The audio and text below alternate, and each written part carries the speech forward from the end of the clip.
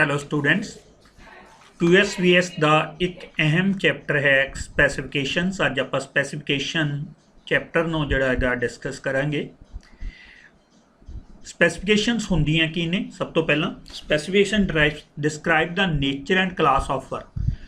ਕਿਸ ਤਰ੍ਹਾਂ ਦਾ ਕੰਮ ਹੈ, ਉਹਦਾ ਕਲਾਸ ਕਿੱਦਾਂ ਦੀ ਹੈ, ਉਹਨੂੰ ਡਿਸਕਸ ਕਰਦਾ ਹੈ। ਮਟੀਰੀਅਲ ਕਿਹੜੇ ਕਿਹੜੇ ਯੂਜ਼ ਕੀਤੇ ਜਾਂਦੇ ਨੇ, ਵਰਕਮੈਨਸ਼ਿਪ ਕਿੱਦਾਂ ਦੀ ਹੈ, and is very important for execution of the work. ਇਹ ਸਾਰੀਆਂ ਚੀਜ਼ਾਂ ਕਿਸੇ ਕੰਮ ਦੀ ਸ਼ੁਰੂਆਤ ਲਈ ਬਹੁਤ ਜ਼ਰੂਰੀ ਨੇ। The cost of work depends much on the specification. Specification ਦੇ ਉੱਤੇ ਹੀ ਕਾਸਟ ਆ ਜਿਹੜੀ ਡਿਪੈਂਡ ਕਰਦੀ ਹੈ। Specification should be clear. So specification ਦਾ ਇੱਕ ਬਹੁਤ ਇੰਪੋਰਟੈਂਟ ਰੋਲ ਆ ਟੂ ਬੀਂਗ ਆ ਐਸਟੀਮੇਟਰ ਔਰ ਜਾਂ ਕਹਿ ਲਈਏ ਇੱਕ ਕੰਟਰੈਕਟਰ ਦੇ ਲਈ, ਦੋਨਾਂ ਲਈ ਬਹੁਤ ਜ਼ਿਆਦਾ ਜ਼ਰੂਰੀ ਨੇ। ਆਪਾਂ ਸਪੈਸੀਫਿਕੇਸ਼ਨਸ ਨੂੰ ਇੱਕ ਇੱਕ ਚੀਜ਼ ਨੂੰ ਡਿਸਕਸ ਕਰਾਂਗੇ। ਪਰਪਸ ਆਫ ਗਿਵਿੰਗ ਸਪੈਸੀਫਿਕੇਸ਼ਨਸ, ਇਹਦਾ ਪਰਪਸ ਕੀ ਹੈ, ਜ਼ਰੂਰਤ ਕਿਉਂ ਹੈ? ਕਿਸੇ ਵੀ ਚੀਜ਼ ਦੀ ਕਾਸਟ ਕੱਢਣ ਦੇ ਲਈ, ਕੁਆਂਟੀਟੀ ਆਫ ਵਰਕ ਕੱਢਣ ਦੇ ਲਈ ਸਪੈਸੀਫਿਕੇਸ਼ਨ ਸਾਨੂੰ ਪਤਾ ਹੋਣੀਆਂ ਚਾਹੀਦੀਆਂ ਨੇ। Specification of work is required to describe the quality and quantity of different material. ਕਿਹੜੀ ਕੁਆਲਿਟੀ ਦਾ ਸਮਾਨ ਲਾ ਰਹੇ ਹੋ, ਉਹਦੀ ਕੁਆਂਟੀਟੀ ਕਿੰਨੀ ਕੁ ਚਾਹੀਦੀ ਆ, ਕਿੰਨਾ ਮਾਰਬਲ ਚਾਹੀਦਾ, ਕਿਹੜਾ ਮਾਰਬਲ ਚਾਹੀਦਾ, ਕੋਟਾ ਸਟੋਨ ਚਾਹੀਦਾ, ਮਾਰਬਲ ਚਾਹੀਦਾ, ਗ੍ਰੇਨਾਈਟ ਚਾਹੀਦਾ। ਇਹ ਸਾਰੀਆਂ ਚੀਜ਼ਾਂ ਨੂੰ ਡਿਸਕਸ ਕਰਨ ਲਈ ਸਾਨੂੰ ਕੁਛ ਨਾ ਕੁਛ ਕਿਤੇ ਨਾ ਕਿਤੇ ਸਪੈਸੀਫਿਕੇਸ਼ਨ ਦੀ ਲੋੜ ਹੁੰਦੀ ਹੈ। This also specify the workmanship and the method doing the work. ਕਿਹੜੀ ਵਰਕਮੈਨਸ਼ਿਪ ਤੇ ਕਿਹੜੇ ਤਰੀਕੇ ਹੋਣਗੇ ਕੰਮ ਕਰਵਾਉਣ ਦੇ, ਉਹਨਾਂ ਸਾਰਿਆਂ ਨੂੰ ਡਿਸਕਸ ਕੀਤਾ ਜਾਂਦਾ। Work is carried out according to its specification and the contractor paid for the same. Contractor ਨੂੰ ਜੇ ਸਪੈਸੀਫਿਕੇਸ਼ਨ ਪਤਾ ਹੋਣਗੀਆਂ ਉਹਦੇ ਤਰੀਕੇ ਨਾਲ ਕੰਮ ਕਰੂਗਾ। ਸਪੋਜ਼ ਕਰੋ ਕਿ ਆਪਾਂ ਕੰਟਰੈਕਟਰ ਨੂੰ ਸਪੈਸੀਫਿਕੇਸ਼ਨ ਨਹੀਂ ਦਿੱਤੀਆਂ, ਉਹਨੂੰ ਕਹਤਾ ਕਿ ਫਲੋਰਿੰਗ ਕਰ ਦਿਓ, ਫਲੋਰ ਉਹਨੇ ਚੱਕ ਕੇ ਕੋਈ ਹੋਰ ਪਾ ਦਿੱਤਾ। ਅਸੀਂ ਉਹ ਤੋਂ ਵੁਡਨ ਫਲੋਰ ਮੰਗਿਆ ਸੀ, ਉਹਨੇ ਟ੍ਰਾਈਜ਼ਲ ਫਲੋਰਿੰਗ ਕਰਤੀ। ਸੋ ਜੇ ਸਪੈਸੀਫਿਕੇਸ਼ਨਸ ਪਤਾ ਹੋਣਗੀਆਂ, ਕੰਟਰੈਕਟਰ ਨੂੰ ਕੰਮ ਕਰਨਾ ਸੌਖਾ ਹੋਊਗਾ ਤੇ ਅਕੋਰਡਿੰਗ ਟੂ ਜਿਹੜਾ ਸਾਡਾ ਸਪੈਸੀਫਿਕੇਸ਼ਨ ਦਿੱਤੀਆਂ ਉਹਦੇ ਅਕੋਰਡਿੰਗਲੀ ਉਹ ਕੰਮ ਕਰ ਪਾਊਗਾ। As cost of unit quantity of work is governed by specification. ਇਹ ਆਪਾਂ ਪਹਿਲਾਂ ਡਿਸਕਸ ਕਰ ਚੁੱਕੇ ਹਾਂ। ਹੁਣ ਨੈਕਸਟ ਜਿਹੜੀ ਸਲਾਈਡ ਹੈ, as the rate of work is based on the specification, a contractor can calculate the rate of various items work in tender। ਜਦੋਂ ਟੈਂਡਰ ਭਰਨਾ ਕੰਟਰੈਕਟਰ ਨੇ, ਜਦੋਂ ਉਹਨੂੰ ਸਪੈਸੀਫਿਕੇਸ਼ਨਸ ਪਤਾ ਹੋਣਗੀਆਂ, ਉਹਦੇ ਅਕੋਰਡਿੰਗਲੀ ਉਹ ਮਟੀਰੀਅਲ ਦੇ ਜਾਂ ਜਿਹੜਾ ਵਰਕਮੈਨ ਉਹਦੇ ਉੱਤੇ ਕੰਮ ਹੋਊਗਾ ਜਾਂ ਉਹਦੇ ਲਈ ਮੈਥਡੋਲੋਜੀ ਯੂਜ਼ ਕੀਤੀ ਜਾਊਗੀ ਜਾਂ ਲੇਬਰ ਕਿੰਨੀ ਕਲਾਉਣੀ ਹੈ, ਉਹਦੇ ਅਕੋਰਡਿੰਗਲੀ ਉਹ ਟੈਂਡਰ ਦੇ ਰੇਟ ਭਰ ਸਕਦਾ। The standard rate without specification of work is baseless, incomplete and valid। ਸੋ ਬਿਨਾਂ ਸਪੈਸੀਫਿਕੇਸ਼ਨ ਤੋਂ ਟੈਂਡਰ ਜਿਹੜਾ ਇੱਕ ਤਰੀਕੇ ਨਾਲ ਆਪਾਂ ਇਹ ਕਹਿ ਸਕਦੇ ਹਾਂ ਕਿ ਇਨਵੈਲਿਡ ਆ ਜਾਂ ਬੇਸਲੈਸ ਆ, ਉਹਦਾ ਕੋਈ ਮਤਲਬ ਹੀ ਨਹੀਂ ਰਹਿ ਜਾਂਦਾ।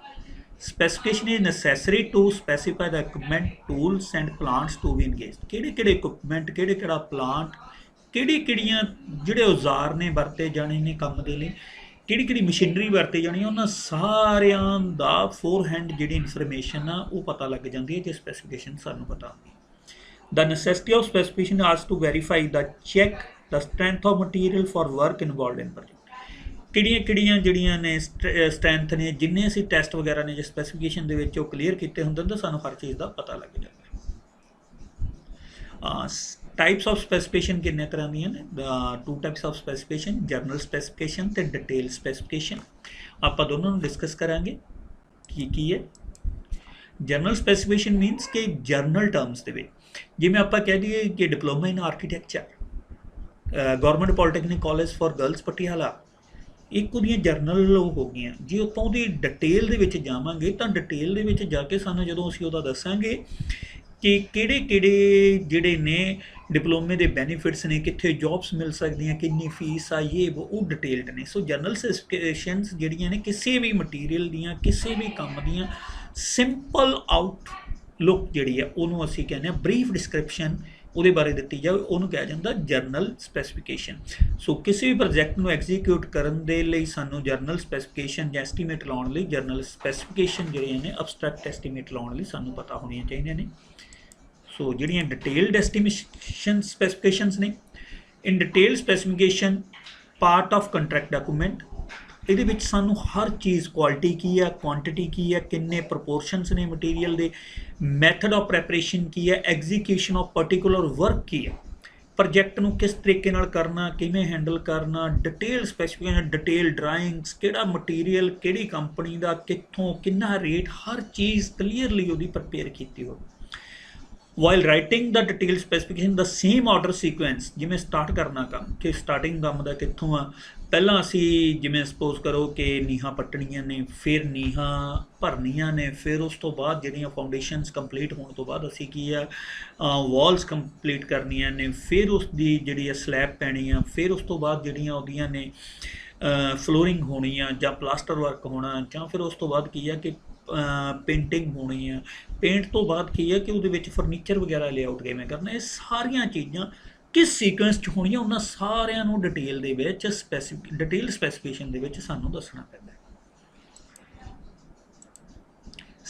ਹੁਣ ਆਪਾਂ ਸਪੈਸੀਫਿਕੇਸ਼ਨ ਦਾ ਕੁਛ ਜਿਹੜੇ ਨੇ ਖਾਸ, ਕਿਉਂਕਿ ਜਦੋਂ ਪੇਪਰ ਦੇ ਵਿੱਚ ਆਉਂਦਾ ਕਿ ਸਪੈਸੀਫਿਕੇਸ਼ਨਸ ਕਿਸ ਤਰ੍ਹਾਂ ਦੀਆਂ ਨੇ, ਕਿਹੜੇ ਕਿਹੜੇ ਕੰਮ ਦੀਆਂ ਨੇ। Specification of first class brick, all the used brick should B first class. ਉਹ ਸਭ ਤੋਂ ਪਹਿਲੀ ਗੱਲ ਤੇ ਕਿ ਉਹ ਫਸਟ ਕਲਾਸ ਹੋਣੀਆਂ ਚਾਹੀਦੀਆਂ ਨੇ। ਚੈੱਕ ਫਸਟ ਕਲਾਸ ਬ੍ਰਿਕ ਕਰੈਕਟਰਿਸਟਿਕਸ, ਜਿਵੇਂ ਤੁਹਾਨੂੰ BC ਦੇ ਵਿੱਚ ਤੁਸੀਂ ਪੜ੍ਹਿਆ ਹੋਣਾ, ਬਿਲਡਿੰਗ ਕੰਸਟਰਕਸ਼ਨ ਦੇ ਵਿੱਚ ਜਾਂ ਬਿਲਡਿੰਗ ਮਟੀਰੀਅਲ ਦੇ ਵਿੱਚ ਸਾਨੂੰ ਉਹਨਾਂ ਦੀਆਂ ਸਾਰੀਆਂ ਕਰੈਕਟਰਿਸਟਿਕਸ, ਕਿਹੜੇ ਕਿਹੜੇ ਉਹਨਾਂ ਦੇ ਟੈਸਟ ਨੇ, ਕੀ ਆ ਫਸਟ ਕਲਾਸ ਬ੍ਰਿਕਸ ਦੇ, ਉਹ ਸਾਰੇ ਸਾਨੂੰ ਪਤਾ ਹੋਣੇ ਚਾਹੀਦੇ ਨੇ।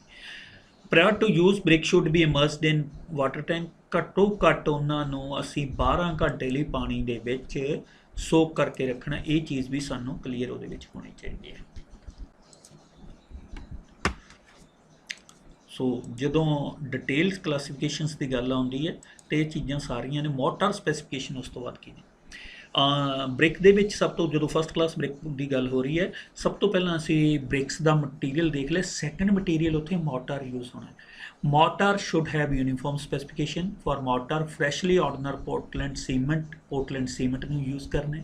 Send should be sharp, does not contain any organic and foreign particles, means ਕਿ ਉਹਦੇ ਵਿੱਚ ਕੋਈ ਵੀ ਘਾਹ ਫੂਸ ਜਾਂ ਪੱਥਰ ਵਗੈਰਾ ਜਾਂ ਕੋਈ ਕਾਗਜ਼ ਵਗੈਰਾ ਕੁਛ ਵੀ ਨਾ ਹੋ। Send should be coarse and medium to make the mortar dense. Local fine sand ਨੂੰ use ਕਰਨਾ। ਸੀਮੈਂਟ ਸੈਂਡ ਰੇਸ਼ੋ 1:3 ਤੋਂ 1:6, ਜਿੱਦਾਂ ਦੀਆਂ ਵੀ ਸਾਨੂੰ ਸਪੈਸੀਫਿਕੇਸ਼ਨਸ ਦਿੱਤੀਆਂ ਹੁਣ ਉਹਦੇ ਅਕੋਰਡਿੰਗਲੀ ਅਸੀਂ ਉਹਦੀ ਗੱਲ ਕਰਨੀ ਹੈ। ਜੇ ਤੁਹਾਡਾ ਸੀਮੈਂਟ ਕੰਕਰੀਟ ਮੋਰਟਾਰ ਨਹੀਂ, ਲਾਈਮ ਸੁਰਖੀ ਮੋਰਟਾਰ ਹੈ, if the lime surkey mortar is indicated, it should be mixed in the ratio of 1:2 or 1:3 as defined by the grinding in mortar mill for a minimum 3 hours on the same day. Lime is supposed to be fresh and filtered. Lime ਨੂੰ ਤੁਸੀਂ ਚੂਨਾ ਕਹਿ ਸਕਦੇ ਹੋ। ਸੋ ਚੂਨਾ ਜਿਹੜਾ ਹੈਗਾ, ਚੂਨਾ ਤੇ ਸੁਰਖੀ ਦਾ ਮਿਸ਼ਰਣ, ਜਿਹੜਾ ਕਿ ਜਿਵੇਂ ਪਹਿਲੇ ਜਿਹੜੇ ਸਾਡੇ ਕਿਲੇ ਵਗੈਰਾ ਬਣੇ ਹੋਏ ਨੇ ਉਹਨਾਂ ਦੇ ਵਿੱਚ ਜਿਹੜਾ ਯੂਜ਼ ਹੁੰਦਾ ਸੀ। It is recommended to utilize freshly mixed mortar. Hand mix is allowed for small works, ਤੇ ਜ਼ਿਆਦਾ ਜਿਹੜੇ ਵੱਡੇ ਕੰਮ ਆ ਉਹਨਾਂ ਲਈ ਜਿਹੜੀ ਹੈਗੀ ਮਸ਼ੀਨ ਮਿਕਸਿੰਗ ਜਿਹੜੀ ਆ ਉਹ ਯੂਜ਼ ਕੀਤੀ ਜਾਣੀ ਚਾਹੀਦੀ ਹੈ। ਇਸ ਤੋਂ ਬਾਅਦ ਸਟੂਡੈਂਟਸ ਜਿਹੜੀਆਂ ਨੇਗੀਆਂ, ਅਸੀਂ ਦੇਖੋ ਇਹਦੇ ਵਿੱਚ ਮਟੀਰੀਅਲਸ ਦੀ ਗੱਲ ਹੋ ਗਈ। ਹੁਣ ਟੈਕਨੋਲੋਜੀ ਕਿਹੜੀ, lacing of first class brick wall, unless otherwise stated brick should be arranged in English bond. ਅਸੀਂ ਫਲੈਮਿਸ਼ ਬੌਂਡ ਯੂਜ਼ ਨਹੀਂ ਕਰਨਾ, ਇੰਗਲਿਸ਼ ਬੌਂਡ ਨੂੰ ਯੂਜ਼ ਕਰਨਾ, ਕਿਉਂਕਿ ਇੰਗਲਿਸ਼ ਬੌਂਡ ਜਿਹੜੀ ਆ ਉਹ ਹੀ ਜਿਹੜੇ ਨੇ ਬੈਸਟ ਰਿਜ਼ਲਟਸ ਦਿੰਦੇ ਨੇ। ਇੰਗਲਿਸ਼ ਬੌਂਡ ਦੇ ਵਿੱਚ ਤੁਸੀਂ ਪਹਿਲਾਂ ਪੜ੍ਹਿਆ ਵੀ ਹੈ ਕਿ ਫਸਟ ਜਿਹੜਾ ਇੱਕ ਕੋਰਸ ਹੈਗਾ ਜਿਹੜਾ ਉਹ ਹੈਡਰਸ ਦਾ ਕੋਰਸ ਹੁੰਦਾ, ਸੈਕੰਡ ਕੋਰਸ ਜਿਹੜਾ ਉਹ ਤੁਹਾਡਾ ਸਟ੍ਰੈਚਰਸ ਦਾ ਕੋਰਸ ਹੁੰਦਾ, ਤੇ ਉਹਦੇ ਵਿੱਚ ਕੁਇਨ ਕਲੋਜ਼ਰ ਅਸੀਂ ਯੂਜ਼ ਕੀਤਾ ਹੁੰਦਾ। Each course of brick should be arranged horizontally. There should be a perfect plumb ball. Plumb ball ਕੀ ਹੈ ਕਿ ਜਿਸ ਤਰੀਕੇ ਨਾਲ ਤੁਸੀਂ ਮਿਸਤਰੀਆਂ ਦੇ ਹੱਥ ਦੇ ਵਿੱਚ ਇੱਕ ਦੇਖਿਆ ਹੁੰਦਾ ਕਿ ਲਾਟੂ ਜਿਹਾ ਹੁੰਦਾ, ਜਿਹਨੂੰ ਉਹ ਕਹਿੰਦੇ ਨੇ ਸਾਲ ਕਹਿੰਦੇ ਨੇ। ਸੋ ਸਾਲ ਦੇ ਵਿੱਚ ਜਿਹੜੀ ਆ ਉਹਨੂੰ ਚੈੱਕ ਕਰਨਾ ਹੁੰਦਾ ਕਿ ਜਿਹੜੀ ਸਾਡੀ ਆ ਵਰਟੀਕਲਿਟੀ ਉਹਦੀ ਪ੍ਰੋਪਰ ਹੈਗੀ ਆ ਕਿ ਨਹੀਂ। Consecutive brick layers vertical joints should not be put on each other. ਜਿਹੜਾ ਵਰਟੀਕਲ ਜੁਆਇੰਟਸ ਨੇ ਉਹਨਾਂ ਨੂੰ ਅਸੀਂ ਬ੍ਰੇਕ ਕਰਨਾ ਹੁੰਦਾ ਹੈ, ਇਹ ਅਸੀਂ ਪਹਿਲਾਂ BC ਦੇ ਵਿੱਚ ਪੜ੍ਹ ਚੁੱਕੇ ਹਾਂ। Clean cut brick should be used for closures, ਤੇ closure should be positioned at end but not on the other side of the wall. For face work, ਜਿਹੜਾ ਫੇਸ ਵਰਕ ਆ ਉੱਥੇ ਸ਼ਾਰਪ ਤੇ ਸਾਫ ਸੁਥਰੀਆਂ ਜਿਹੜੀਆਂ ਬ੍ਰਿਕਸ ਨੇ ਉਹਨਾਂ ਨੂੰ ਅਸੀਂ ਯੂਜ਼ ਕਰਨਾ ਹੁੰਦਾ। ਉਸ ਤੋਂ ਬਾਅਦ ਕਿਉਰਿੰਗ, ਕਿ ਜਦੋਂ ਅਸੀਂ ਕੋਈ ਵੀ ਕੰਸਟਰਕਸ਼ਨ ਵਰਕ ਕਰਦੇ ਹਾਂ ਤਾਂ ਸਾਨੂੰ, ਕਿਉਂਕਿ ਅਸੀਂ ਜਾਣਦੇ ਹਾਂ ਕਿ ਮੋਰਟਾਰ ਜਾਂ ਕੰਕਰੀਟ ਉਹ ਆਪਣੀ ਸਟਰੈਂਥ ਲੈਣ ਲਈ ਕੁਝ ਸਮਾਂ ਲੈਂਦਾ ਹੈ, ਤੇ ਉਸ ਸਮੇਂ ਦੇ ਲਈ ਜਿਹੜੀ ਹੀਟ ਆਫ ਹਾਈਡਰੇਸ਼ਨ ਪ੍ਰੋਡਿਊਸ ਹੁੰਦੀ ਹੈ, ਉਸ ਹੀਟ ਆਫ ਹਾਈਡਰੇਸ਼ਨ ਨੂੰ ਮੈਨੇਜ ਕਰਨ ਦੇ ਲਈ ਅਸੀਂ ਕਿਉਰਿੰਗ ਕਰਦੇ ਹਾਂ, ਉਹਦੇ ਉੱਤੇ ਪਾਣੀ ਲਾਉਂਦੇ ਹਾਂ। For minimum 10 days brick should be retained wet, ਚਾਹੇ ਉਹ ਬੋਰੀਆਂ ਵਗੈਰਾ ਪਾ ਕੇ ਰੱਖੋ, ਚਾਹੇ ਪਾਣੀ ਲਾਉਂਦੇ ਰਹੋ daily. Top of the wall should be damped with adequate water at the end of days. Work by creating small weak mortar, edging to include a minimum 2.5 cm to 1 inch deep water. ਸੋ ਇਹ ਜਿਹੜੀਆਂ ਨੇ first class brick ਦੀਆਂ specifications ਨੇ। ਹੁਣ ਆਪਾਂ specification discuss ਕਰਾਂਗੇ ਇਸ ਤੋਂ ਅਗਲੀਆਂ, ਉਹਨੇ RCC ਰੀਇਨਫੋਰਸ ਸੀਮੈਂਟ ਕੰਕਰੀਟ ਕੰਸਟਰਕਸ਼ਨ ਦੀਆਂ। ਪਹਿਲੀ ਗੱਲ ਤੇ RCC ਕੀ ਹੈ? ਰੀਇਨਫੋਰਸ ਸੀਮੈਂਟ ਕੰਸਟਰਕਸ਼ਨ ਮਤਲਬ ਪਹਿਲਾਂ ਇੱਕ ਕੰਕਰੀਟ ਹੁੰਦਾ, concrete is very good in compression but it is very weak in tension. So ਉਹਨੂੰ ਟੈਂਸ਼ਨ ਦੇ ਵਿੱਚ ਵੀ ਜਿਹੜਾ ਇੰਪਰੂਵ ਕਰਨ ਦੇ ਲਈ ਅਸੀਂ ਕੁਛ ਨਾ ਕੁਛ ਰੀਇਨਫੋਰਸ ਕਰਦੇ ਹਾਂ। ਸੋ ਜਿਹੜਾ ਬੈਸਟ ਸੁਟੇਬਲ ਮਟੀਰੀਅਲ ਹੈ that is the steel. Steel ਨੂੰ ਰੀਇਨਫੋਰਸ ਕੀਤਾ ਜਾਂਦਾ। ਸੋ ਉਹਦੀਆਂ ਕੀ ਸਪੈਸੀਫਿਕੇਸ਼ਨਸ ਨੇ ਆਪਾਂ ਉਹਨਾਂ ਨੂੰ ਡਿਸਕਸ ਕਰਾਂਗੇ। ਮਟੀਰੀਅਲ ਸਪੈਸੀਫਿਕੇਸ਼ਨ ਸਭ ਤੋਂ ਪਹਿਲਾਂ ਐਗਰੀਗੇਟਸ, ਕੋਰਸ ਐਗਰੀਗੇਟ ਤੇ ਫਾਈਨ ਐਗਰੀਗੇਟਸ ਐਜ਼ ਪਰ ਜਿਹੜੀ IS ਸਟੈਂਡਰਡਸ, ਇੰਡੀਅਨ ਸਟੈਂਡਰਡਸ ਜਾਂ ਇੰਟਰਨੈਸ਼ਨਲ ਸਟੈਂਡਰਡਸ, ਉਹਦੇ ਮੁਤਾਬਕ ਅਸੀਂ ਉਹਨਾਂ ਨੂੰ ਕਰਾਂਗੇ। ਜਿਹੜੇ ਕੋਰਸ ਐਗਰੀਗੇਟਸ ਨੇ ਉਹ 20 mm ਸਾਈਜ਼ ਜਾਂ ਉਸ ਤੋਂ ਸਮਾਲਰ ਜਿਹੜੇ ਨੇ ਉਹਨਾਂ ਨੂੰ ਯੂਜ਼ ਕਰਨਾ। ਐਟ ਦਾ ਜਿਹੜਾ all the coarse material should be retained in 5 mm square mesh. 5 mm square mesh ਦੇ ਉੱਪਰ ਮਤਲਬ ਕੀ ਹੈ ਕਿ ਇੱਕ ਜਾਲੀ ਜਿਹੜੀ 5 mm ਸਕੁਅਰ ਦੀ ਹੋਵੇ ਉਹਦੇ ਉੱਤੇ ਰਿਟੇਨ ਕਰ ਜਾਣ। ਫਾਈਨ ਐਗਰੀਗੇਟਸ ਜਿਹੜੇ ਨੇ should be coarse and consisting of hard, sharp and angular grains, ਜਿਹੜੀ ਨੂੰ ਤੁਸੀਂ ਰੇਤਾ ਕਹਿ ਦਿੰਦੇ ਹੋ। ਕੋਰਸ ਐਗਰੀਗੇਟ ਮਿੰਜ ਬਜਰੀ ਐਂਡ ਸ਼ੈਲ ਪਾਸ ਥਰੂ ਆ screen of 5 mm square mash. ਜਿਹੜੀਆਂ 5 mm ਸਕੁਅਰ ਮੈਸ਼ ਚੋਂ ਪਾਸ ਹੋ ਗਏ ਉਹਨਾਂ ਨੂੰ ਅਸੀਂ ਫਾਈਨ ਐਗਰੀਗੇਟ ਕੰਸੀਡਰ ਕਰਾਂਗੇ, ਜਿਹੜੇ ਉੱਪਰ ਰਹਿ ਜਾਂਦੇ ਉਹਨਾਂ ਨੂੰ ਕੋਰਸ ਐਗਰੀਗੇਟਸ। ਇਸੇ ਤਰੀਕੇ ਨਾਲ ਜਿਹੜੇ ਸੀਮੈਂਟ ਨੂੰ ਅਸੀਂ ਗੱਲ ਕਰਾਂਗੇ। ਇਸ ਤੋਂ ਬਾਅਦ ਜਿਹੜੇ ਸੀਮੈਂਟ ਦਾ ਪਾਰਟ ਹੈ, cement shell B fresh Portland cement of standard IS size specification and shall have the required tensile and compressive strength and fineness. Water shall be clean, water alkaline मतलब नहीं होना चाहिए, acidic नहीं होना चाहिए, suitable for drinking purposes। ਉਹੀ ਪਾਣੀ ਨੂੰ ਅਸੀਂ ਯੂਜ਼ ਕਰਨਾ, ਅਦਰਵਾਈਜ਼ ਜਿਹੜੇ ਫਲੋਰੋਸੈਂਸ ਜਾਂ ਕੁਝ ਹੋਰ ਜਿਹੜੇ ਨੇ ਇਫੈਕਟਸ ਉਹ ਸਾਨੂੰ ਦੇਖਣ ਨੂੰ ਮਿਲ ਸਕਦੇ। RCC ਸਪੈਸੀਫਿਕੇਸ਼ਨ ਜਿਵੇਂ ਸਰੀਆ ਯੂਜ਼ ਕਰਨਾ, ਆਲ ਰੀਇਨਫੋਰਸਮੈਂਟ ਵਾਸ confirms in ਜਿਹੜੇ ਨੇ international standard specification and R free from rust, grease, oil etcetera. ਜੇ ਰਸਟ ਹੋਊਗੀ ਤਾਂ ਵੀ ਦਿੱਕਤ ਆਉਣੀ, ਜੇ ਗਰੀਸ ਤੇ ਆਇਲ ਹੋਊਗੀ ਫਿਰ ਉਹਦੀ ਕੰਕਰੀਟ ਦੇ ਨਾਲ ਕੰਪੈਟੀਬਲ ਨਹੀਂ ਹੋਊਗਾ। Steel grills are preferably as per detailed specification, ਜੇ ਕਿਤੇ ਗ੍ਰਿਲਸ ਯੂਜ਼ ਕੀਤੀਆਂ ਨੇ। The cover to concrete are preferably maintained as per IS codes. Bars of diameter beyond 25 mm are bent when red hot। ਉਸ ਤੋਂ ਬਿਨਾਂ ਉਹਨਾਂ ਨੂੰ ਅਸੀਂ ਨਹੀਂ ਯੂਜ਼ ਕਰਨਾ। ਉਸ ਤੋਂ ਬਾਅਦ ਜਿਹੜੀਆਂ ਨੇ ਕੁਝ ਸ਼ਟਰਿੰਗ ਕੀ ਕਰਨੀ ਆ ਅਸੀਂ।